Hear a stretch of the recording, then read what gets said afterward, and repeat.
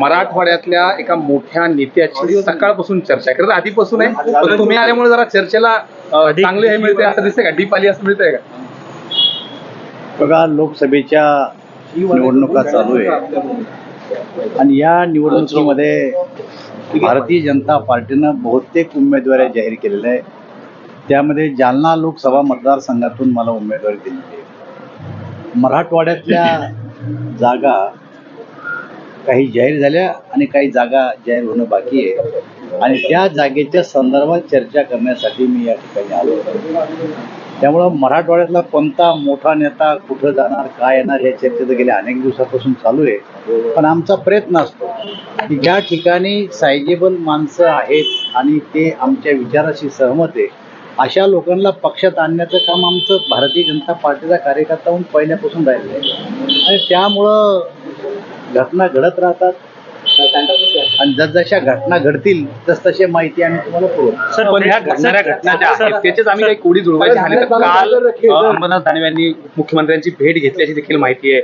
संभाजीनगरची जागा ठाकरे गटानं जाहीर केली आणि खैरेंनाच ती जागा दिली आहे. आपल्याला माहिती आहे की तुम्ही चांगले मित्र पण आहेत, जुने मित्र होतात आणि अंबरनाथ दानवे त्या जागेवर खूप पहिल्यापासून इच्छुक होते. काही संपर्क झालाय? थेट नाव घेऊनच विचार आहे का? नावानिशी बोलणं योग्य होणार नाही, कारण अंबादास दानवे हे तर पूर्वश्रमीचे भाजपचे आणि भाजपचे विचार आणि अंबादास दानवेचे विचार काही वेगळे नाही आहेत. परंतु ते आज आमच्या पक्षात नाही आहेत. ते त्यांच्या पक्षाचं काम करतात, आम्ही आमच्या पक्षाचं काम करतो. असा थेट संपर्क तर काही त्यांच्याशी आमचा झाला नाही. परंतु संभाजीनगरची जागा ही आम्हाला मिळावी किंवा आमच्या मित्र पक्षाला जरी मिळाली तरी ती निवडून यावी यासाठी सर्व प्रयत्न साऱ्या स्तरावर आम्ही करणार आहे. भाजपचा ठाकरेंना आणखी एक धक्का अशा सकाळपासून चर्चा आहेत. नक्की खरंच हा धक्का बसणार आहे येत्या काळात?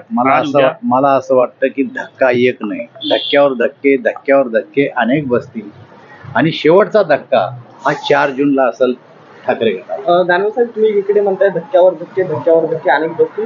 भाजपला अर्थात महायुतीला कुठेतरी आत्मविश्वास नाही का? महायुतीचे जे आता सोबळावर जितके नेते आहेत त्या नेत्यांच्या तयारीवर 45+ महाराष्ट्रात निवडून येतील. निवडणूक आहे, निवडणुकीमध्ये आम्ही आत्मविश्वास आम्हाला नडणार नाही याची काळजी आम्ही घेतो.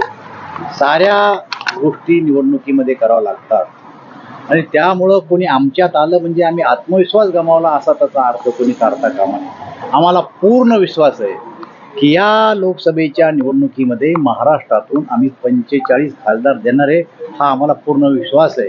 परंतु जो कोणी येत असेल त्याला घेऊन त्याच्यापेक्षा अजून काही मतं आमची वाढू शकत असतील आणि त्याला जर आम्ही घेतल्यामुळे जर कोणी असं म्हणत असेल की तुम्हाला आत्मविश्वास नाही का, तर ते चुकीचं आहे. महाविकास आघाडीमध्ये सुद्धा जागा वाटपाचे कुठेतरी खटके आपल्याला पाहायला मिळत आहेत.